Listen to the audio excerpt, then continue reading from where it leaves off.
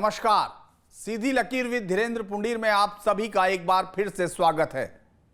पहले फेज की वोटिंग हुई तो लोगों के जहन इधर से उधर हो गए, क्योंकि 21 राज्यों में हुई 102 सीटों पर यह वोटिंग आशा के अनुरूप नहीं रही, यानी मत प्रतिशत जो बढ़ रहा था वो कम हुआ। जिस तरह से 2019 में मतदाताओं ने बढ़ चढ़कर 2014 के आंकड़े को पार किया था, वैसा कुछ करने की उम्मीद इस बार 2024 में भी थी, लेकिन ऐसा नहीं हुआ और इस बार लगभग 4% यह मतदान कम हुआ।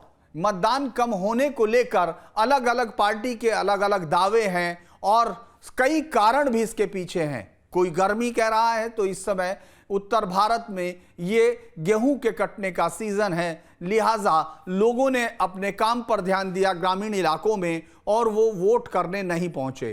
कुछ लोगों ने कहा कि गर्मी के चलते शायद वोट प्रतिशत कम हो गया हो, लेकिन सवाल यह है कि इस मत प्रतिशत के कम होने का किसको फायदा और किसको नुकसान हो रहा है। अगर ऐतिहासिक तौर पर हम देखते हैं तो 5 बार ऐसा हुआ है कि जब मत प्रतिशत घटे हों और उनमें से 4 बार इस मत प्रतिशत के घटने से सरकारें बदल गई हैं। अगर इसको देखें 1980 में जब पहली बार पिछली बार से वोट प्रतिशत नीचे गया तो जनता सरकार बदल गई, यानी जनता पार्टी की सरकार बदली, कांग्रेस सत्ता में आई। 1979 में जब वोट प्रतिशत घटा तो कांग्रेस बदल गई और वीपी सिंह के नेतृत्व में एक गठबंधन सरकार बनी। 1999 में फिर यही हुआ कि जिस तरह से हमने देखा सरकार 1991 में मत प्रतिशत गिरा और कांग्रेस की वापसी हुई। 1999 अकेला ऐसा उदाहरण है जब मत प्रतिशत गिरा भी और सरकार ने वापसी की।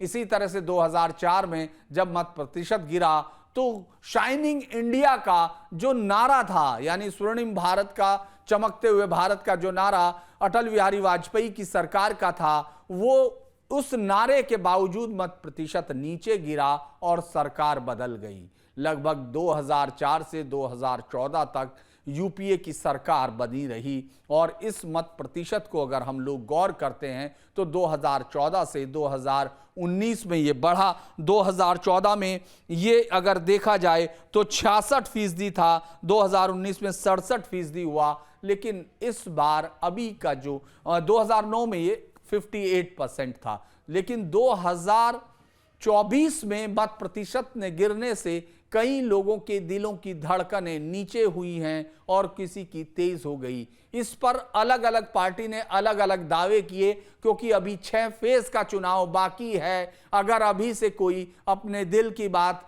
होठों पे ले आएगा तो लगता है कि आगे के फेज में उसका मैदान साफ हो जाएगा। कल दिन भर इस धूप में और तमाम उसके बीच में अलग अलग जगह पर रिपोर्टर्स इस पूरे मतदान को कवर करते रहे। मतदान के अंदर अलग अलग खूबसूरत दृश्य तो दिखते रहे, क्योंकि वो तमाम दृश्य जिसमें अपने बुजुर्ग माता पिताओं को या विकलांग जो भी जिनको दिव्यांग थे वो लोग भी वोट डालने पहुंचे। लेकिन क्या ये मत प्रतिशत का घटना किसी की संकेत दे रहा है किसी की और? खास तौर से हम लोग अगर 5 सीटें उत्तराखंड की और 8 सीटें फर्स्ट फेज की बात करें आज, तो वो उस पर क्या है, क्योंकि तमाम रिपोर्टर्स जो कवर कर रहे थे उनके साथ हम लोग बातचीत करते हैं और समझने की कोशिश करते हैं कि आखिर इस मत प्रतिशत को वो लोग घटते हुए किस तरह देख रहे थे, इसके कारण क्या हैं। क्योंकि उत्तर प्रदेश वो राज्य है जहां से बीजेपी की सारी ऊर्जा जो सबसे बड़े स्टेट से निकलती है तो वो यही है। 80 में से 72 से 76 और नारा तो 80 में से 80 का है। उसमें अगर मत प्रतिशत घटा है तो कारण क्या हो सकते हैं? क्या ये एक बड़ा कारण हो सकता है कि सरकार जिस तरह से एक तरफा चुनाव होते हुए देख रही है, जिस तरह 400 पार का नारा है, जिस तरह से कड़े और बड़े फैसले लेने की बातचीत है, उसने कहीं विपक्षियों की जो रणनीति है उसको उरूज पर आने ही नहीं दिया। विपक्षी अपने मतदाताओं के अंदर वो गर्मी पैदा नहीं कर पाए या फिर सत्तारूढ़ पार्टी के कार्यकर्ताओं के अंदर उस तरह की ऊर्जा नहीं दिखाई दी कि वो जाकर अपने वोट को ज्यादा दें और जीत का अंतर बड़ा करने की कोशिश करें। क्या ये आसान समझने की भूल है या ये आसान समझती हुई एक कठिन भूल है? इस पर बातचीत करने के लिए मेरे साथ अभिषेक हैं, जो पश्चिमी उत्तर प्रदेश में कल कैराना में थे, जो सबसे हॉट स्टेटों में से एक मानी जाती है। मेरे साथ मेरे सहयोगी अमित चौधरी हैं, वो बिजनौर की तरफ थे, जो एक बहुत बेहतरीन दिलचस्प लड़ाई की तरफ है, और आरएलडी और जो बीजेपी का गठबंधन है उसका पहला टेस्ट था वहाँ इस पूरे चुनाव में। 2009 के बाद 2024 में आरएलडी बीजेपी के साथ लड़ रही है। दर्शकों को यह बता दें कि आरएलडी ने अपने पूरे राजनीतिक जीवन में सबसे बड़ी जीत जो है वो 2009 में हासिल की थी, जब वो 7 सीटों पर लड़ी थी एनडीए के साथ गठबंधन में, और 5 पर उसने जीत हासिल की थी। यह अलग बात है कि फिर वो सत्तारूढ़ पार्टी के साथ मिली, यूपीए के साथ, जब परिणाम आए, और उसके बाद चौधरी अजीत सिंह केंद्रीय मंत्रिमंडल में मंत्री भी बने। तो अभिषेक जी, आप इसे शुरू करते हैं।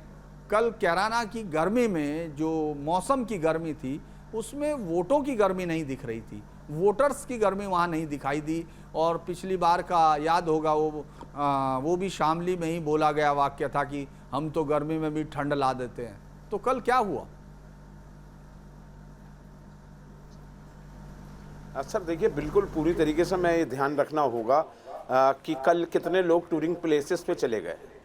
फ्राइडे था, आज सैटरडे है, कल संडे है। दिक्कत यही हो गई है कि 3 दिन का अगर वीकेंड कोरोना के बाद मिलने लगे तो टोल पे लगने वाली लाइनें देखिए कि जाम लग जाता है। क्यों फ्राइडे में जाम लगता है, क्यों सैटरडे में जाम लगता है, क्यों संडे में जाम। अब लगता है कि लोगों को कितना भी बड़ा महापर्व हो या कुछ भी हो, जिन्हें घूमने जाना है, 3 दिन की छुट्टी का फ़ायदा उठाना। इलेक्शन की वजह से छुट्टी थी, जिन क्षेत्रों में इलेक्शन था वहाँ तो छुट्टी थी, सब चीज़ बंद थी, वो लोग निकल गए। पहला तो कारण ये, जो मेरी लोगों से बात हुई कैराना में, शामली में जिन जैसे हिंदू आर्य कन्या इंटर कॉलेज है, बिल्कुल चीनी मिल के सामने, थाना कोतवाली के सामने, ये गली के अंदर जाके हिंदू इंटर कॉलेज पड़ता है। वहाँ मैंने 5 चक्कर पूरे दिन में लगाए कि भाई कभी तो मुझे भीड़ मिल जाए।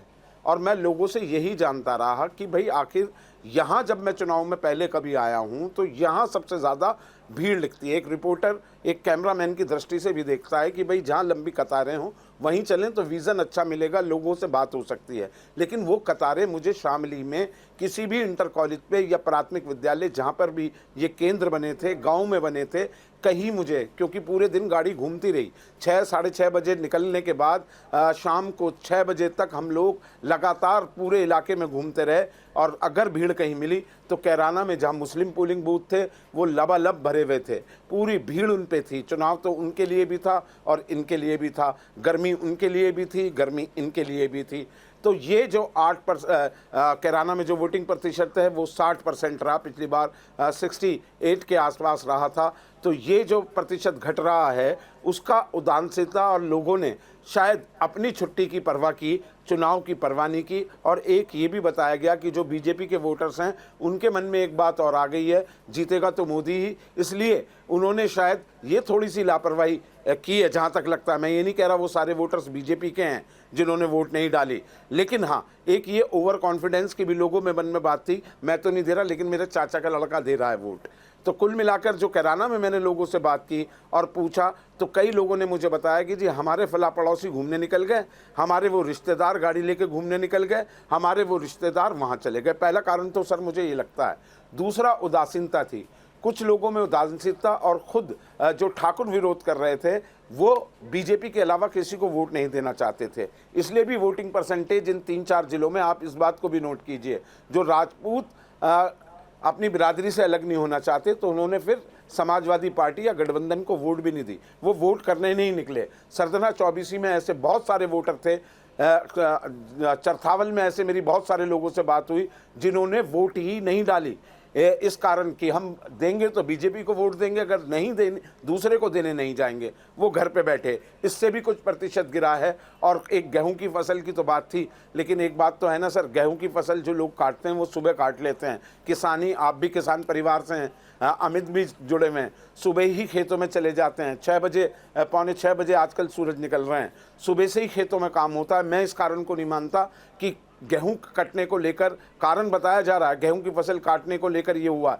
लेकिन गांव देहात में हम लोग जानते हैं कि सुबह ही फसल काट लेते हैं और हर गांव में बूथ बने हुए हैं। ऐसा नहीं है कि एक गांव का बूथ 10 किलोमीटर दूर है या 5 किलोमीटर दूर है। अब चुनाव आयोग ने इस तरीके की व्यवस्था दी हुई है, ये आप भी जानते हैं, हम भी जानते हैं कि इतनी दूर बूथ नहीं है कि भाई रोटी खाने आए, नाश्ता करने आए और जाके वोट डाल दी। गांव में वोट डली हैं पूरी, लेकिन एक उदासीनता फैक्टर है जो करने ही नहीं गए, वो नाराज़गी भी इसे समझा जाए। कई जगह बहिष्कार हुआ, जैसे मैंने गुजरान का दिखाया था, कैराना का पूरा 2200 वोटें तो एक साथ ख़त्म हो गई वहाँ, इसने भी प्रतिशत पर डाला है। कई जगह ऐसा हुआ कि लोगों ने बहिष्कार किया इलेक्शन से, तो उसने भी परसेंटेज कम करने में एक भूमिका निभाई है। और जो घूमने वाली प्रवृत्ति लोगों की कोरोना के बाद से आ गई, अपना एंजॉयमेंट करना है, और अगर वीकेंड 3 दिन की छुट्टी उपहार स्वरूप मिल रही है तो वो भी एक कारण मुझे लगता है। लेकिन आपको ये मैं पूछूं, इसका फायदा किसको मिल रहा है अभिषेक? ये जो चुनाव का वहां आपने देखा कांटे की टक्कर थी, वो फायदा किसको मिलता है? सर देखिए, बहुत बहुत बड़ा मुश्किल सवाल है, लेकिन माना तो हमेशा से यही जाता है। जितने भी पत्रकार थे सब मुझे कोतवाली पे मिले, हनुमान टीला पे मिले, सारी चैनल्स के थे, अखबारों के भी थे। उनका यह कहना था कि वोट प्रतिशत अगर बढ़ेगा तो प्रदीप चौधरी बिल्कुल जीतेंगे कैराना में। मैं सुनता रहा उन सब की बातें, चाय पी रहे थे हम सब लोग। मैंने कहा अच्छा, और घटा तो? उनका घटा तो नुकसान है सर। एक परसेप्शन है, ये माना जाता है, जैसा आपने पूरी स्टैटिक्स दे दी है, कितने इलेक्शन का आपने डाटा कवर किया, और ये बहुत बढ़िया बात मैं कहने वाला था आपसे कि जब जब इलेक्शन प्रतिशत घटता है तो जो मौजूदा सरकार है या जो सत्तारूढ़ है, अभी तक यही माना गया है। अपवाद 91 का चुनाव आपने बता दिया, कांग्रेस दोबारा से आई, वोटिंग प्रतिशत गिरा। या तो फिर इसमें ये नहीं होना चाहिए था कि मुस्लिम बूथों पे लाइन कम होती, वहाँ वोटिंग परसेंटेज कितना हुआ, इस वोटिंग परसेंटेज में मुस्लिमों का वोटिंग परसेंटेज कितना है, तो उससे अंदाज़ा ये लग जाएगा। अगर 8% वोट, 68% पिछली बार 2019 में मुजफ्फरनगर में हुआ, इस बार 60% हुआ, ये 8% वोट किसका घटा? तो मैं तो ये मान के चलूँगा जो मौजूदा सांसद है, एंटी इनकम्बेंसी को ही कम वोटिंग का परसेंटेज हमेशा से माना गया है। यही एक फार्मूला सब सीनियर्स भी बताते रहे, हमारी भी जो लोगों से बात होती है कि अगर रुझान कम है मतदाता में तो वो निराश है और उत्साह से ही वोट डाली जाती है। 2014 के भी चुनाव देखे हैं, जब खुद ही लोग टोलियां निकाल के, वो नज़ारा मुझे बागपत में याद है। बहुत सीनियर जर्नलिस्ट है, मैं नाम नहीं लूँगा, उन्होंने मुझसे बहस की थी कि नहीं चौधरी अजीत सिंह जीतेंगे यहाँ से। मैंने कहा जी देखिए, परिवार सहित चुनाव हार रहे हैं वो इस बार। वजह, मैंने कहा मोदी आ रहे हैं और जाट सबसे ज़्यादा मोदी को वोट करेंगे। और बड़ौत में रैली थी नरेंद्र मोदी की 2014 में, उसी दिन अखिलेश की रैली भी बड़ौत में थी। वो शाम के टाइम थी, नरेंद्र मोदी की दिन के टाइम थी, 11 बजे रैली थी, 12 बजे नरेंद्र मोदी आ गए थे। और जब हम जौहड़ी से निकले, वो भी गाड़ी में साथ थे, टीवी पत्रकार हैं, बहुत चर्चित चेहरे हैं। तो मैंने कहा देखिए अब टोलियाँ किस तरीके से निकल रही हैं, हजूम का हजूम उनकी रैली के लिए निकल रहा है। आप इनसे पूछिए, मैं सारे चौधरी हैं।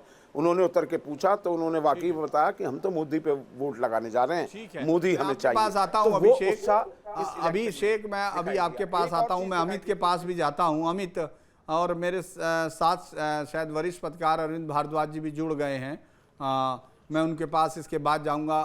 आपका नमस्कार है अरविंद जी, आप थोड़ा टेक्निकल वजह से थोड़ा लेट से जुड़े। अमित, मैं जो आप बिजनौर में घूम रहे थे, बिजनौर और आगे का जो मुरादाबाद का हाल था, वो क्या कह रहा है आपको उसकी खबर क्या है?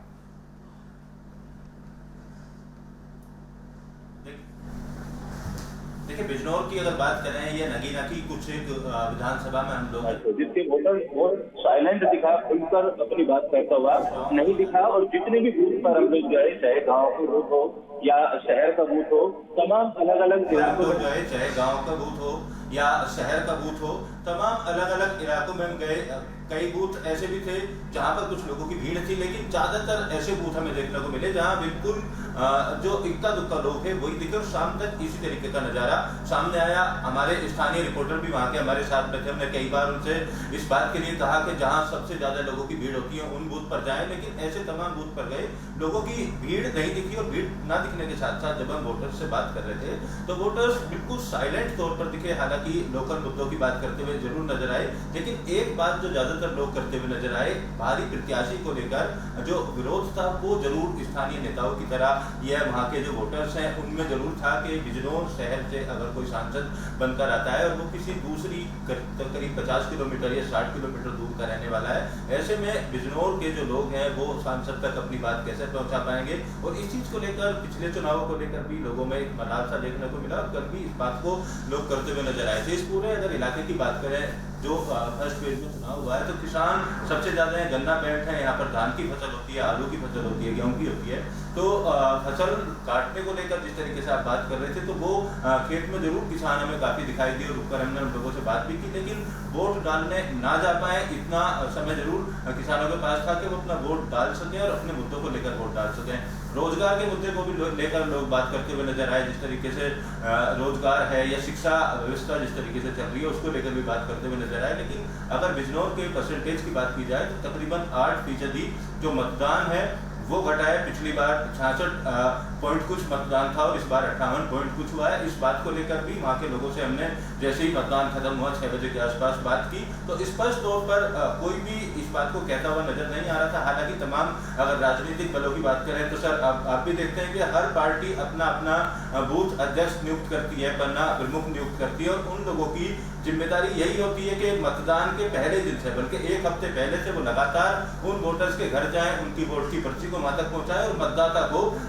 वो वोट डालने के लिए लेकर आए और किसी भी तरीके से लेकर आए। अपने अपने संसाधन भी कई बार प्रत्याशी की तरफ से भी तमाम जागरूक अभियान चलाया गया। जो नए वोटर्स हैं, 18 साल के वोटर्स हैं, पहली बार वोट डाल रहे हैं, उनमें जरूर रुझान देखने को मिला। लेकिन सुबह के वक्त की अगर बात करें, जब सुबह 7 बजे मतदान शुरू हुआ तो कई ऐसे बूथ जरूर मिले जहाँ सीनियर सिटीजन जो थे, चाहे महिला हो या पुरुष हो, उनमें उत्साह जरूर देखने को मिला था और अपने परिवार के साथ खुद सुबह से तैयार होकर गए और ये बात कहते हुए नजर आ रहे थे कि पहले मतदान करेंगे, उसके बाद जलपान करेंगे। तमाम अधिकारी, जिलाधिकारी की बात करें तो वो भी सुबह ही लोगों को जागरूक करने के लिए वोट की लाइन में लगे हुए वहां पर दिखाई दिए। लेकिन जिस तरीके का माहौल विधानसभा चुनाव, लोकसभा चुनाव, यहाँ तक कि ग्राम प्रधान चुनाव में भी वोटर्स के अंदर देखा जाता है, उस तरीके का रुझान नहीं देखा गया है। उसके पीछे की वजह जिस तरीके से आप बात कर रहे थे कि तमाम तरीके के फैक्टर्स हो सकते हैं। जो नाराजगी की बात अभिषेक जी कर रहे थे, वो नाराजगी का भी एक बड़ा फैक्टर है, उसको लेकर भी बातचीत लोग करते हुए नजर आए। हालांकि हर एक समाज की अलग अलग सोच थी वोट को लेकर और कई जो वोटर्स थे, जो सबसे ज्यादा तादाद थी, वो ऐसे वोटर्स की मिली जो स्थानीय उम्मीदवार का चेहरे पर वोट नहीं दे रहे थे, वो केवल पार्टी के नेतृत्व को देखकर वोट दे रहे थे। कई लोगों ने इस बात को भी कहा कि हमें स्थानीय प्रत्याशी या स्थानीय उम्मीदवार से कोई लेना देना नहीं है, लेकिन जिस पार्टी को हम वोट दे रहे हैं उसका शीर्ष नेतृत्व जो है वो किस तरीके से काम कर रहा है, किस दिशा में काम कर रहा है, उन तमाम चीजों को ध्यान में लेकर लोगों ने वोट जरूर किया। जिस तरीके से ये तकरीबन 8% का मतदान बिजनौर में गिरा है, जो लोगों की भीड़ थी उसको देखकर अनुमान हम ये लगा रहे थे, जिनमें जिस तरीके से घूम रहे थे, कि काफी कम मतदान होगा। 58% होने का भी जो उम्मीद थी वो जो बूथ है उनको देखकर वहां नहीं लगाई जा रही थी। फिलहाल अब इस कम परसेंटेज होने को कई राजनीतिक दलों से हमारी सुबह से बात हुई और जानने की कोशिश की, लेकिन कोई भी राजनीतिक दल इस बात को स्वीकार करता हुआ नजर नहीं आ रहा है कि उनका नुकसान है वोटिंग परसेंटेज कम होने से। हर एक राजनीतिक दल इस कम परसेंटेज को लेकर भी अपना फायदा बता रहा है और दूसरी पार्टी को इसका नुकसान बताते हुए फिलहाल दिख रहे हैं। हालांकि 4 जून तक तस्वीर साफ हो जाएगी कि इसके पीछे वजह क्या है और अभी 26 तारीख को दूसरे फेज का भी मतदान होना है, तो उसमें किस तरीके से जो पार्टी कार्यकर्ता हैं या जो उनके बूथ अध्यक्ष हैं वो किस तरीके से वोटर्स को बूथ तक ले जाएंगे, इसको लेकर एक सीख भी पहले फेज में देखने को मिली है। तो दूसरे फेज में हो सकता है मतदान प्रतिशत बढ़े और ज्यादा राजनीतिक दल वोटर्स को निकालने में कामयाब हो, लेकिन उदासीनता जरूर देखने को मिली। और जो मुद्दे तो अमित क्या जुड़े हुए हैं अरविंद जी? अरविंद जी हमारे साथ? हाँ अरविंद जी, आपने इतना लंबे समय से चुनाव को कवर किया है, मुझे लगता है कि 4 दशक का आपका अनुभव है। ये आपको क्या लग रहा है इन सीटों को अगर हम देखते हैं तो दूसरे फेज में किस पार्टी को चिंता करनी चाहिए?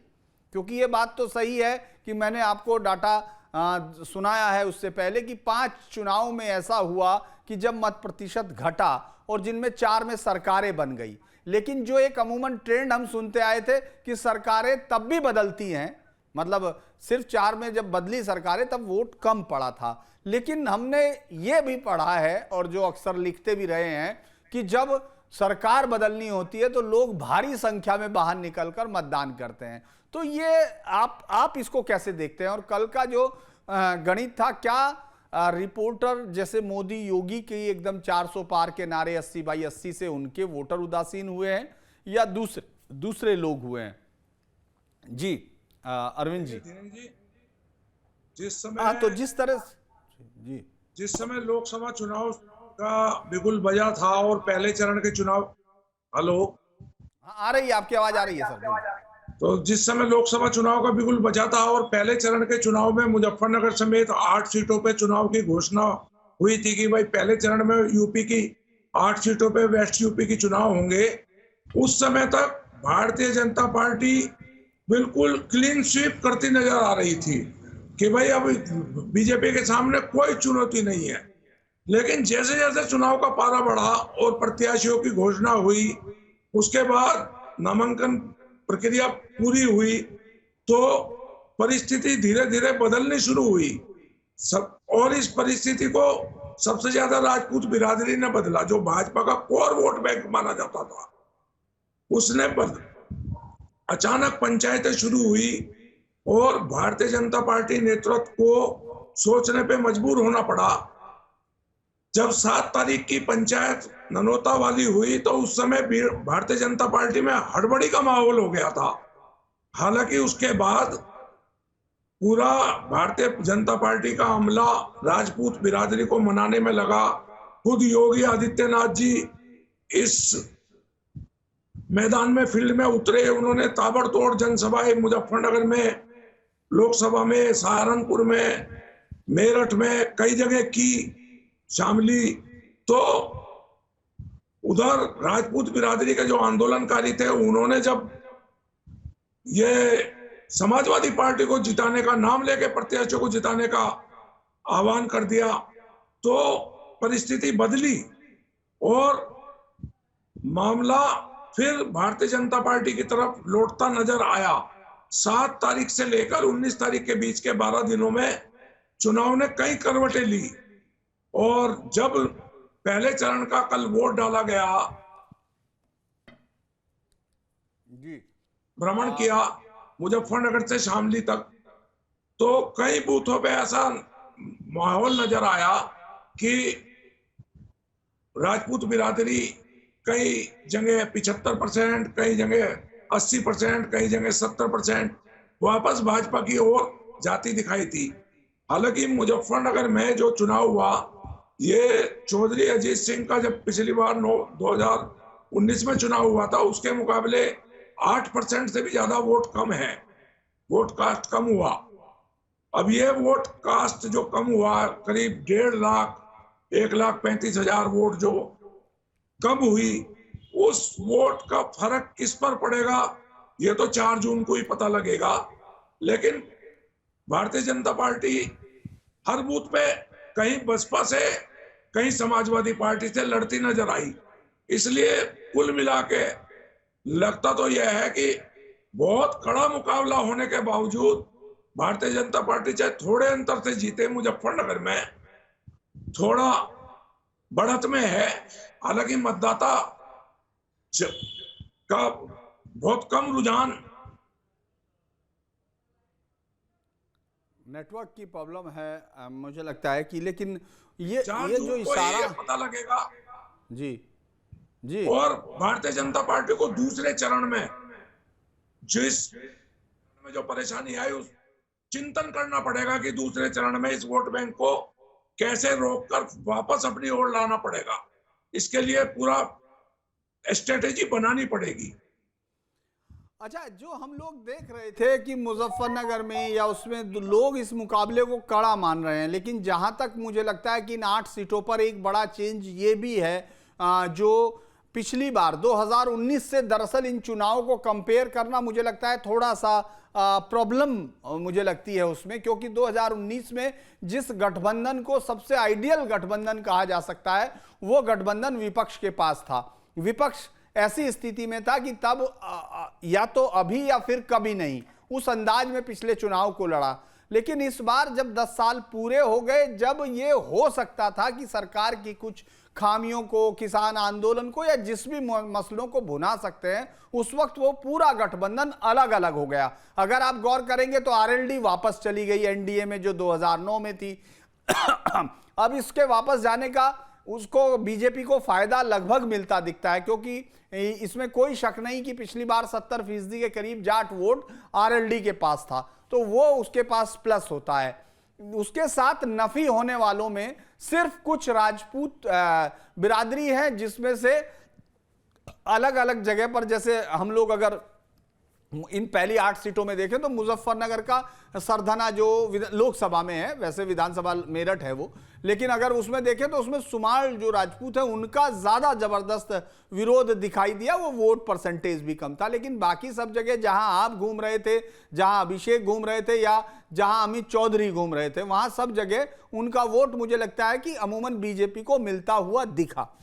लेकिन विपक्ष के साथ जो सबसे बड़ी समस्या है, जिसकी मैं बार बार बात कर रहा हूं, कि पिछली बार से विपक्ष का कोई भी कैंडिडेट, चाहे वो बसपा हो या सपा हो, वो 2 लाख माइनस में लड़ रहा है, यानी उसके पास 2 लाख वोट कम है, पहले से ही कम है। तो ऐसे में ये जो गणित है बीजेपी की जीत का, वो बहुत सहज होते हुए दिख रहा है कि विरोध है, लेकिन वो विरोध कंसोलिडेशन एक जगह नहीं है, वो 2 तरफ बट गया। तो लिहाजा वो बैलेंस जो है, जो बैलेंस है वो बीजेपी की तरफ इन राज्यों में, इन सीटों पर आता हुआ दिख रहा है। जितना सबसे बड़ा आपको लगता है कि ये जो बीजेपी को इसका बड़ा फायदा मिला जो विपक्षी गठबंधन टूटा है इस बार?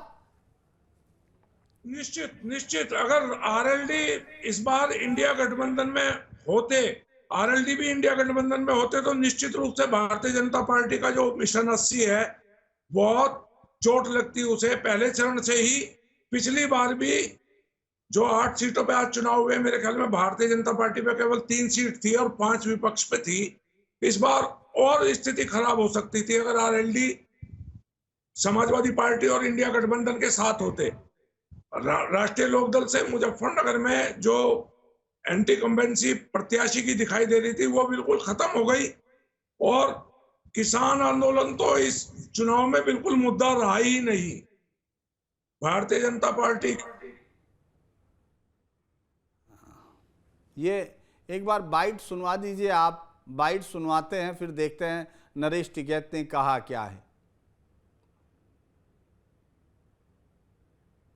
जी हाँ, राकेश टिकैत की, माफ कीजिएगा, राकेश टिकैत, नरेश टिकैत ने अपने गांव में पंचायत में कहा था कि हम गुलाम हैं, 750 किसान मर गए, हमसे सरकार ने बात नहीं की। लीजिए सुनिए। जैसे उत्सुकता होती थी कि इलेक्शन है, वोट डालने जाएंगे, तो वो है नहीं, वो किसी भी पार्टी में रुझान नहीं लग रहे लोगों के। ये है कि एक फॉर्मेलिटी है कि भाई वोट डालनी तो कर ही आएंगे। जैसे लोग हताश से हो गए हो पॉलिटिकल सिस्टम से कि वोट भी डाल ले फिर भी सरकार अपनी मनमर्जी करती है और जनता का कुछ नहीं है, इस तरह का लग रहा है लोगों। अब आप सुन सकते हैं दोबारा से, एक बार इसको भी सुन लेते हैं जो संजीव बालियान ने कहा कि जब उनसे बातचीत की तो उन्होंने अपनी जीत के बारे में क्या कहा। इस बार आपका जो इलेक्शन है, आपने किन चीज़ों को एड्रेस किया? मैंने 10 साल के मोदी जी के काम, 7.5 साल जी योगी के काम, 24 घंटे मेरी जनता के बीच में उपस्थिति और बदलता मुजफ्फरनगर और भविष्य का 5 साल की प्लानिंग मैंने जनता के सामने। कोई जीत का आंकड़ा कितने मैं ज्योतिष वाला काम मेरे पास नहीं, ठाड़ी जीत होगी इतना पता। ठाड़ी जीत होगी, ये वो लाइन है। अगर हम लोग देखते हैं कि मुजफ्फरनगर की ये सीट अगर राजनीतिक तौर पर कही जाए तो वो पश्चिमी उत्तर प्रदेश की नहीं, उत्तर प्रदेश की सबसे हॉट सीटों में से है, क्योंकि तीसरी बार जीतने का दम भरते हुए डॉक्टर संजीव बालियान के सामने फिर एक बार जाट राजनीति के पहचाने हुए चेहरे हरेंद्र मलिक हैं। लेकिन पिछली बार जिस तरह से 2 जीत उनके हिस्से में आई हैं, उनको लगता है इस बार भी होगी। देखिए, जिस तरह से मैं देख रहा हूं कि पूरी की पूरी इस लड़ाई को जब हम लोग देखते हैं तो इसमें कोई शक नहीं कि वोट परसेंटेज कम हो रहा है, लेकिन ये वोट परसेंटेज कम से कम बीजेपी के लिए परेशानी खड़ी करते हुए अभी नहीं दिख रहा, जो सफोलॉजी में है, जिसके सिद्धांत हालांकि अलग अलग जगह आपको ये जरूर मिलेगा। सत्तारूढ़ पार्टी के लिए दिक्कत की बात है, ये दिक्कत की बात है। हाँ, विरोध जरूर दिख रहा है, लेकिन वो जातीय विरोध जिस तरह का है उसके मुकाबले बीजेपी के पास बहुत वोट है। मैं अभिषेक आपसे समझना चाहूंगा, क्योंकि इतना पूरा वेस्टर्न यूपी आपने भी बहुत दिनों से कवर किया, आपको लगता है कि ये बीजेपी के लिए चिंता हो सकती है? सर, चिंता तो होनी चाहिए और चिंता की बात भी है। वजह उसकी 2-3 वजह हैं। देखिए सर, एक बीएसपी का जो सोशल इंजीनियरिंग का वोट देने का जो उन्होंने टिकट दिए हैं, वो वोट कट रहा है। किसका कट रहा है? पहले मैं शुरू से इस बात को कह रहा हूँ कि बहुजन समाज पार्टी अगर मुस्लिम कैंडिडेट को किसी को टिकट देती, मेरठ से ही ले लें या मुजफ्फरनगर से ही ले लें, और 2 मुस्लिम कैंडिडेट खड़े होते, वो टिकट वोट बढ़ जाते हैं, बीजेपी निकल जाती है। सीधा सा फार्मूला रहा है। हमेशा से इलेक्शन हिंदू मुसलमान के आधार पर पश्चिमी उत्तर प्रदेश में हो जाता था। इस बार क्या हो रहा है? अगर दारा सिंह प्रजापति वो जितने भी वोट ले रहे हैं दलितों के अलावा, वो वोट किसकी ले रहे हैं? वो बीजेपी की ले रहे हैं। फिर वोटिंग परसेंटेज घटा है। और इसके अलावा जो वोटिंग परसेंटेज घटने की बात मैं पहली बार में नहीं बोल पाया, अग्निवीर योजना, उससे जो गांव देहात के ये सारे जिले थे, चाहे सहारनपुर हो, मुजफ्फरनगर हो, कैराना हो, बिजनौर हो, यहाँ पीलीभीत हो, सब बच्चे जो हैं सेना की तैयारी करते थे। इलेक्शन का माहौल शादी के माहौल जैसा होता है सर। शादी में रौनक कौन बढ़ाता है? युवा बढ़ाते हैं, डांस करके, मस्ती करके। और इलेक्शन में भी जोर आजमाइश नेताओं के लिए युवा ही करते हैं, वो ही एक माहौल क्रिएटर होते हैं। और योगी मोदी का जो 2014 का मैजिक था, उसमें युवाओं का बहुत ज़बरदस्त रोल था, वो युवा गायब दिखा है। और शायद उसकी वजह एक अग्निवीर योजना भी है। चाहे बीजेपी की जीत हो जाए, लेकिन अगर वो जीत बहुत कम अंतर से होती है, मार्जिन घटता है, वोट प्रतिशत घटता है, तो सेकंड राउंड के लिए बीजेपी के नेता ज़रूर सोचेंगे, तीसरे राउंड के लिए सोचेंगे। और अग्निवीर योजना ने, मुझे लगता है, युवाओं में जो सेना में कमीशन नहीं ले पा रहे हैं, भर्ती नहीं हो पा रहे हैं वो युवा, वो भी एक कारण है। क्योंकि यहाँ किसी भी बिरादरी का हो युवा, ग्रामीण क्षेत्र में एक सिक्योरिटी होती थी। कई लोग मुझे कैराना में मिले हैं जो बाबा थे, उन्होंने कहा भाई हमारे जो लाला है उनके रिश्ते आने बंद हो गए। अब इस बात को मैं नकार नहीं सकता। मैंने पूछा क्यों? जरूरी नहीं है कि बाइट ही ली, बैठ गए किसी घेर में तो बात हो रही थी, कह रहे भाई ये बहुत गलत काम कर दिया इन्होंने, हमारा तो फौज में जाने का रास्ता ही बंद कर दिया। हमारी तो पीढ़ियों से बालक फौज में जावे थे, रिश्ते हो जावे थे, 21 साल में ब्याह हो जाता था और लाइफ सेटल हो जाती थी, हम लोग निश्चिंत होते थे, हमें ज़्यादा मेहनत नहीं करनी होती थी, एक फौज की तैयारी करनी होती थी। अब क्यों असर पड़ा अग्निवीर का, ये सवाल हो सकता है। 2022 में अग्निवीर योजना की घोषणा हुई थी, उसमें भर्तियां शुरू नहीं हुई थी। भर्तियां अब 2 साल पहले हुई हैं, उसके रिजल्ट आने लगे हैं। अब 2 साल बाद जो 2021 में भर्ती हो गया अग्निवीर में, वो 2 साल बाद अब रिटायर होकर वापस आने वाला है युवा। जब वो वापस आ जाएगा तो उसका और रिएक्शन बाद में दिखेगा। हालांकि बीजेपी की तरफ से ये बयान आया था कि इस पर हम विचार करेंगे, लेकिन ये भी एक कारण हो सकता है कि युवाओं की जो भागीदारी ग्रामीण क्षेत्रों में थी वो कम हुई है, और वोटिंग परसेंटेज का एक कारण ये भी है। नुकसान तो बीजेपी को हुआ है, कितना हुआ है ये आकलन तो 4 जून को लगेगा। ये मैं नहीं कह रहा कि बीजेपी सीटें हारेगी, परसेंटेज नीचे जाता है तो जीत का अंतर तो ऑटोमेटिक नीचे जाएगा, ये तो बात सही है। क्योंकि 1.5 से 2 लाख जब वोट नीचे ही चले गए तो जीत का अंतर तो बड़ा नहीं हो सकता है, वो तो अंतर होगा। लेकिन अमित, आपको लगता है कि ये इतना बड़ा मुद्दा होगा? क्योंकि अग्निवीर के मुद्दे पर 2022 में चुनाव हो चुका है और उसके बाद इस पर फैसला भी हो चुका, बाकी तमाम चीजें भी। मुझे लगता है कि क्या आपको यह लगता है कि बीजेपी को उसकी निश्चिंतता ज्यादा थी? क्योंकि विपक्ष तो प्रचार करने भी नहीं आया, आज रैली है, मतलब राहुल और अखिलेश पहली बार अमरोहा की रैली करें, लेकिन बाकी तो तमाम जगह पर जिस तरह प्रचार करना था फर्स्ट फेज में, कहीं विपक्ष हमको दिख नहीं रहा था प्रचार करता हुआ। बहुत लेट से बसपा ने भी शुरू किया और उस समय तक योगी, मोदी, वो तमाम लोग सभा कर चुके थे। तो आपको लगता है कि उनके वोटर की निश्चिंतता एक बड़ा कारण थी या क्या?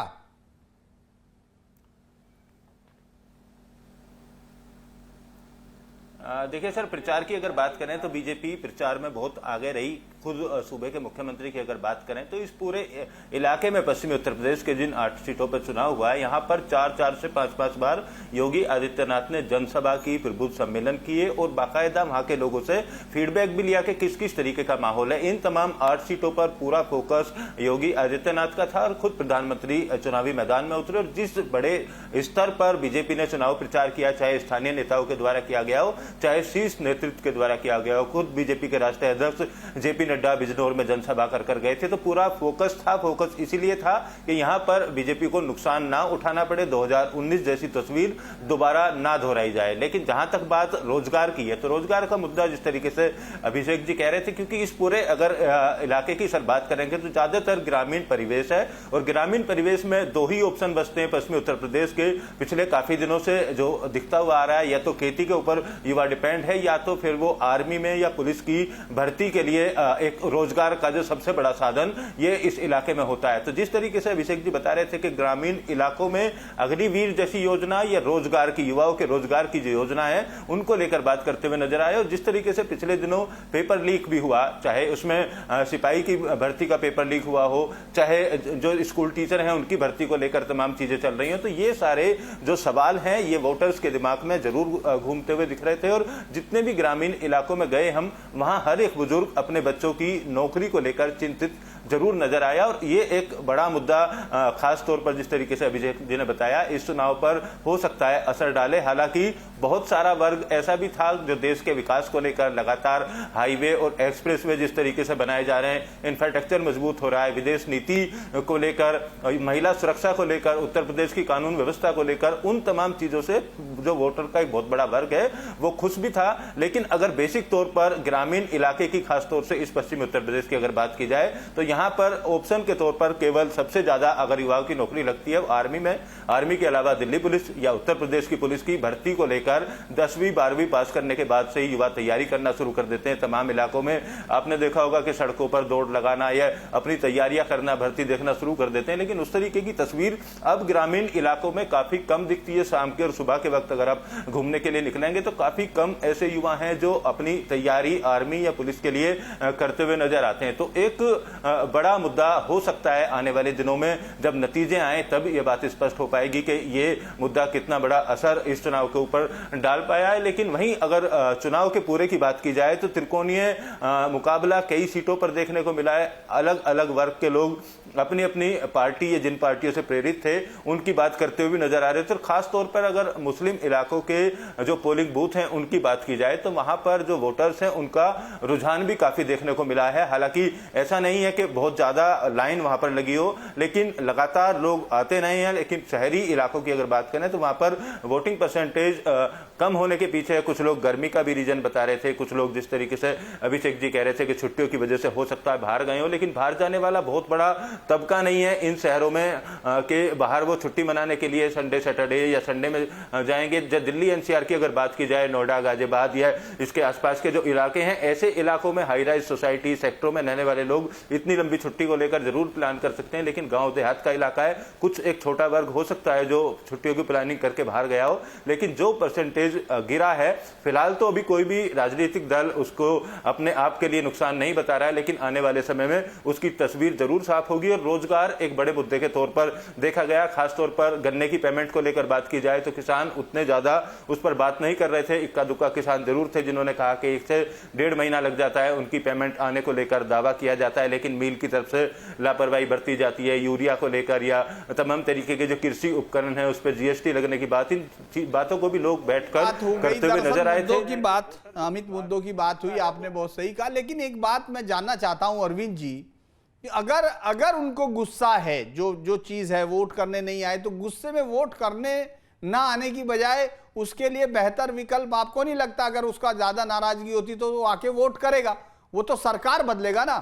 तो मुझे लगता नहीं है कि बहुत बड़ा कोई कारण इस विरोध में ये कारण शामिल हो, क्योंकि अलग अलग लोगों का अलग अलग उनके पास जरूर उन्होंने कारण बताए होंगे। लेकिन मुझे ये लगता है कि कहीं मिशन साउथ, जिस तरह से बीजेपी अपनी पूरी ताकत इस समय साउथ में झोंक रही है, क्योंकि उसको ये यकीन था कि अगर 400 पार का नारा हासिल करना है तो इन राज्यों में तो जितना उसको जितना कमाना था उतना वो कमा चुकी, क्योंकि ज्यादातर राज्यों में वो उस ऊंचाई पर है जहां से वो ज्यादा नहीं जा सकते, सिवाय उत्तर प्रदेश के, जहां उनको 8 से चूंकि 14 सीटें 16 सीटें वो हारे थे, बाद में 2 सीटें उनको उपचुनाव में हुआ तो उनके पास 66 सीटें हुई। तो मुझे लगता है कि वहां 14 सीटों का में से जिसमें से उनको लगता है कि वो 10 से 12 सीट एक बहुत महत्वाकांक्षी योजना के साथ हैं, लेकिन बाकी राज्यों में उन पे उरूज है। और विपक्ष को तो जो सरकार को हटाना चाहते हैं, सरकार की नीतियों से नाराज हैं, उनको तो बाहर आके वोट करना चाहिए, खासतौर से युवा तो रिएक्ट करता है। तो आपको क्या लगता है कि ये जो हिस्सा है, क्या बीजेपी का जो वोट बूथ मैनेजमेंट है या तमाम है, वो सब चीजें इस बार बिल्कुल उदासीन दिख रही थी कि आएगा तो मोदी, क्योंकि वो नारे लगा रहे हैं, आपने देखा सारे मीम्स उन पर हैं, और विपक्ष ने भी ये मान लिया। सबसे बड़ी बात यह है कि वो संघर्ष करते हुए नहीं दिख रहे थे। अगर हरेंद्र अग्रवाल, उसको हरेंद्र मलिक को देख लें या ज्यादातर देख लें, उनका बाहर का बातचीत और अंदर का आत्मविश्वास दोनों अलग दिख रहे थे। एक बार आप योगी जी को सुन लें और उसके बाद मेरे इस सवाल का जवाब दीजिए। एक बार जरा योगी जी ने इस कम वोटिंग को कैसे देखा वो भी बता दीजिए जी। लोकतंत्र के महापर्व में कल उत्तर प्रदेश की 8 सहित देश के 21 राज्यों की 102 लोकसभा सीटों पर चुनाव संपन्न हुए हैं। अब तक के जो रुझान है वह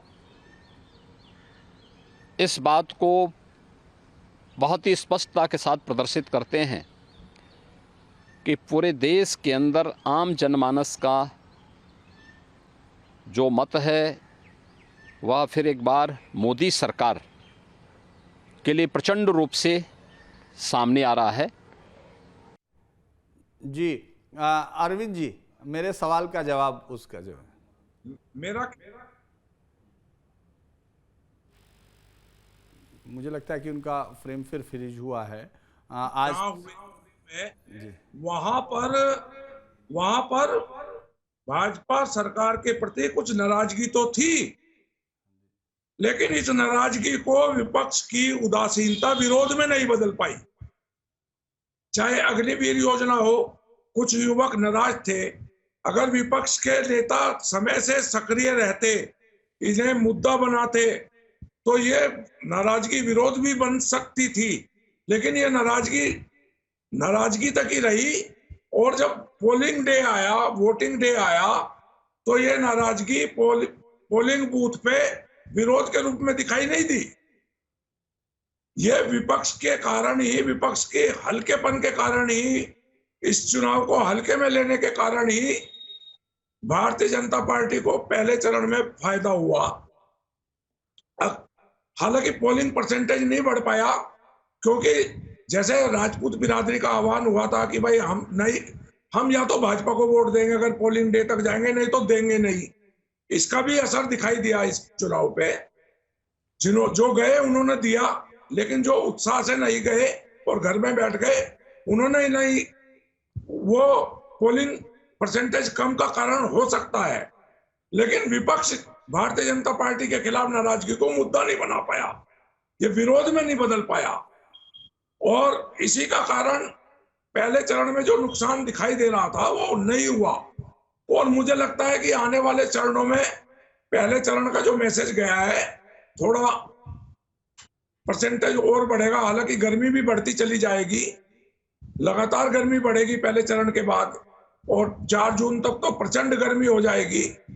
तो भारतीय जनता पार्टी को वोटर निकालने के लिए सबसे ज्यादा मेहनत करनी पड़ेगी। वोट तो है, विरोध नहीं है, लेकिन वोटर को अभी सहूलियत देनी पड़ेगी, और राजनीतिक दलों को भी अपने वोटर को पोलिंग बूथ तक ले जाने के लिए काफी मेहनत करनी पड़ेगी।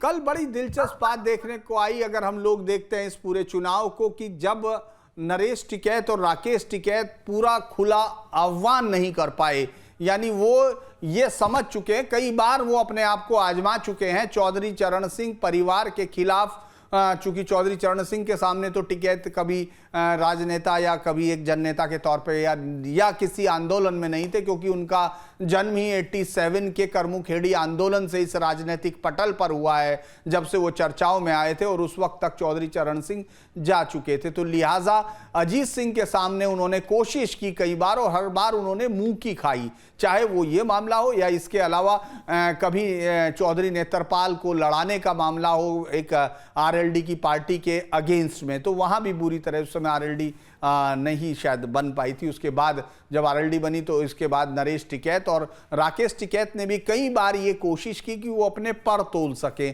लेकिन हर बार अजीत सिंह या उनके बेटे जयंत चौधरी की लोकप्रियता का, माफ कीजिएगा, कोई सामना वो नहीं कर सकते हैं। लिहाजा कल भी उन्होंने अलग तरीके से बताया और वो उदासीनता बताने की कोशिश कर रहे थे। लेकिन इस पूरे चुनाव में, चूंकि बात पूरे देश के चुनाव की अगर हम करें, तो ज़्यादातर जगह पर वोटिंग परसेंटेज गिरा है, तो इसका कोई एक कारण ज़रूर होगा, और इसका कोई बहुत बहुमत मिलने का उनके विपक्षियों को मुझे नहीं लगता है, क्योंकि जिस तरह से चुनाव में पूरा विपक्ष एकदम बिखरा बिखरा दिख रहा है, यहाँ तक कि वो बूथ पर जाने तक अपने कार्यकर्ताओं को प्रेरित नहीं कर पा रहा, रैलियां एक नहीं हो रही, उनको सिर्फ एक ही उम्मीद है, वो एक ही बात की उम्मीद पर बैठे हैं कि शायद जब जनता मोदी से नाराज हो जाएगी तो उनको वोट देगी, क्योंकि उनके अलावा तो कोई चुनावी मैदान में है नहीं, तो जो वोट देंगे वो उनको देंगे, सिर्फ इतना सा गणित मुझे लगता है ये है। लेकिन बहरहाल अगर हम उत्तराखंड की भी बात कर लेते हैं, तो अभिषेक ने उत्तराखंड को अभी गए थे, अभिषेक वहां भी परसेंटेज ऑफ वोट कम हुआ है, जबकि वहां कांग्रेस के लोग तो टिकट लेने के लिए भी उनको नहीं मिल रहे थे। आपको लगता है कि वहां भी कोई योजना की वजह से विरोध हुआ है, या नॉर्मली इस बार ट्रेंड दिख रहा है नीचे जाने का? अभिषेक, देखिए सर, पहाड़ तो पूरी तरीके से आर्मी पे बेस्ड है, गांव वाले कितना गोरखा रेजिमेंट और ये सब हम सुनते रहे, और अग्निवीर को लेके जनरल वीके सिंह का नई टीवी में जब वो गए थे अभी, तो वो मिलना चाहते थे पूर्व सैनिक, वो वीडियो भी वायरल हुआ था, उन्होंने विरोध भी किया था। और वोटिंग परसेंटेज, मैं उत्तराखंड, मैंने तो नौकरी भी की है सर देहरादून में, अखबार में रहा हूँ मैं, और उत्तराखंड मूवमेंट भी मैंने कवर किया है। जितना मैं उत्तराखंड को जानता हूँ, उत्तराखंड क्रांति की धरती है, अपना राज्य अलग ले लिया उन्होंने, उत्तर प्रदेश से छीन लिया। मुलायम सिंह की गवर्नमेंट थी 94 में, जब यहीं मुजफ्फरनगर में रामपुर तिराहा कांड हुआ था, तो वो अगर प्यार करते हैं तो सिर पे बैठाते हैं, और नाराज़ होते हैं तो फिर नहीं आए, या फिर ये होगा कि नौकरी के लिए गए होंगे। बहुत सारे लोग ऐसे भी हैं ना, प्रधानी का चुनाव और लोकसभा के चुनाव में एक अंतर है। कल हमारी बात हो रही थी वहाँ कैराना में, उनका भी वोटिंग परसेंटेज इसलिए भी कम है कि प्रधान जब चुनाव लड़ता है तो वो सारे उन लोगों की लिस्ट बना लेता है कि मेरे गांव का कौन कौन बंदा बाहर काम कर रहा है, तो वो उस परिवार को पैसे भी दे देता है, टैक्सी कराता है कि जा भैया, या बस कर लेता है। पता लगा दिल्ली में फला गाँव के 32 लड़के काम कर रहे हैं, तो उन सबको फ़ोन उनका, भैया एक स्पॉट पे बस आ जाएगी, तुम इसमें बैठ जाओ, खाने के पैसे मिलेंगे, तुम्हारी दावत के पैसे मिलेंगे। तो वो बस चुनाव से एक दिन पहले उन्हें गांव में ले आती है, अपना उन्होंने वोट प्रधान को मिल जाता है। तो अब जो बाहर चले गए या नौकरी पे हैं, पहाड़ से बहुत सारे लोग कि होटल मैनेजमेंट का में बहुत सारे लोग नौकरी करते हैं होटल्स में, पहाड़ के हुआ, ये भी कारण हो सकता है। लेकिन हाँ, इतना ज़रूर है कि सभी जगह हम देखें, पूरे देश में जहाँ 108 सीटों पे चुनाव हुआ है, 100 सीटों पे, सभी जगह वोटिंग परसेंटेज कम रहा है, चाहे वो वेस्ट यूपी रही हो, चाहे उत्तराखंड रही हो, हर जगह ये है। तो फिर इसे एंटी इनकम्बेंसी माना जाए या कुछ और माना जाए, दिखाई तो दे रहा है कि लोगों में उत्साह कम है, तो वो जो वोटिंग परसेंटेज वोट डालने नहीं आए, तो वो एंटी कंपेंसी भी हो सकती है कि वो सरकार के प्रति खुश नहीं है और वो ही वोट देने नहीं आए। कोई ऑप्शन उन्हें सामने दिख नहीं रहा है, पसंद तो भाजपा है लेकिन वोट किसी और को भी नहीं देनी, मजबूरी भी हो सकती है। लेकिन सारी सीटों पे एक मजबूरी सबकी हो गई, ये भी नहीं लगता है। तो कोई ना कोई तो कारण है सर, ये नाराज़गी भी हो सकती है, या बार बार चुनाव दे के लोग उग चुके हैं, उनका विश्वास इस परिवर्तन में या इस सिस्टम से उठ चुका है। ये नाराज़गी हो सकती है कि भाई हमें जाना ही नहीं, चलिए छोड़िए, सब एक जैसे हैं, या ये सोच हो सकती है तो कुछ ना कुछ, क्योंकि सभी जगह 70% तो सभी सीटों पे कम हुआ है। पश्चिमी उत्तर प्रदेश में नहीं, उत्तराखंड में भी सभी सीटों पे है, ओवरऑल सीटों पे प्रतिशत कम हुआ है सर, और 60% के आसपास रह गया, कहीं 5, कहीं 7, कहीं 8। आज अभिषेक जी जो है आज अभिषेक जी ये मान के चल रहे हैं कि प्रतिशत कम होगा। मैं कुछ पढ़ देता हूं। मध्य प्रदेश में 63% हुआ है, जबकि 2019 में ये 75% था। राजस्थान में 57% वोट पड़ा है, जबकि ये 64% 2019 में था। बिहार में ये 47% हुआ है, जबकि वहाँ 53% था। यानी सबसे ज़्यादा बिहार में गिरा है, जहाँ अगर बदलाव के लिए लोग निकलते हैं, क्योंकि ये भी कहा जाता है कि मतदाता जब बहुत बड़ी तादाद में निकलता है तब बदलाव के लिए निकलता है। ये शुरुआती ट्रेंड थे। लेकिन हम लोग त्रिपुरा में 80% यानी त्रिपुरा एकमात्र राज्य है जिसने पूरी ताकत के साथ वोट किया, और बंगाल में भी ये कह सकते हैं 78%, यानी एक डिस्टिंक्शन मार्क्स लाए हैं दो स्टेट। हो सकता है कि हम लोग ये सब अलग अलग तरीके से देख रहे हैं, लेकिन मैं इस संवाद को यहाँ खत्म करता हूँ कि जो विपक्ष का डिवीजन है उसने बीजेपी को संजीवनी दी है। बीजेपी के नेताओं का जरूर प्रयास दिख रहा था, लेकिन वो पूरी ताकत साउथ में झोंके हुए हैं, और उनके कार्यकर्ता जिन पर यह जिम्मेदारी थी कि वो वोटर्स को लाएं, उनकी उदासीनता और कुछ जो आधारभूत वोट है, चाहे वो राजपूत वोट, इन सब में दिख रहा है। और बल्कि एक विजुअल आप देख रहे हैं कि जो शपथ लेते हुए हम लोग ये शॉट दिखा रहे हैं आपको, जो ये खड़े लोग शपथ ले रहे हैं, ये राजस्थान के लिए चिंता इसलिए है क्योंकि ये उस इलाके के हैं, मारवाड़ के हैं, जहां अब सेकंड फेज में इलेक्शन होना है, और वहां ये शपथ ली जा रही है कि पुरुषोत्तम रूपाला को पार्टी ने, बीजेपी ने टिकट दिया है, तो जब तक ये लड़ाई बीजेपी के साथ रहेगी वो बीजेपी को वोट नहीं करेंगे। ये एक और आगे की तरफ बढ़ता हुआ ट्रेंड है। हालांकि बीजेपी ने पश्चिमी उत्तर प्रदेश के इस हिस्से में जरूर डैमेज कंट्रोल करने की कोशिश की है। ये तो 4 जून को ही फाइनल पता चलेगा, क्योंकि तब डाटा सामने आता है। अभी हम आपको अपना मत बता रहे हैं। तो मुझे लगता है कि इस पहले फेज में भी बीजेपी को कोई दिक्कत होती हुई नहीं दिख रही, और उसके पीछे उसके प्रति लोगों का बहुत बड़ा जो रुचि है, उससे ज़्यादा प्रधानमंत्री मोदी और योगी की अपील है। उसके कार्यकर्ताओं ने अपने वोटर्स को निकालने में कोताही बरती, और या लोगों ने बाहर जाना कम उचित समझा। मुझे लगता है कि अगला फेज और दिलचस्प होगा। तब ये देखा जाएगा कि क्या ये ट्रेंड सस्टेन करता है, और या फिर अपने कार्यकर्ताओं को लोग बाहर निकाल के लाते हैं। सीधी लकीर विद धीरेन्द्र पुंडी में आप सब जुड़े, इसके लिए बहुत बहुत धन्यवाद। आज बस इतना ही। कल फिर किसी और इश्यू पर आपसे बात होगी। नमस्कार। देखते रहिए सीधी लकीर विद धीरेन्द्र पुंडीर।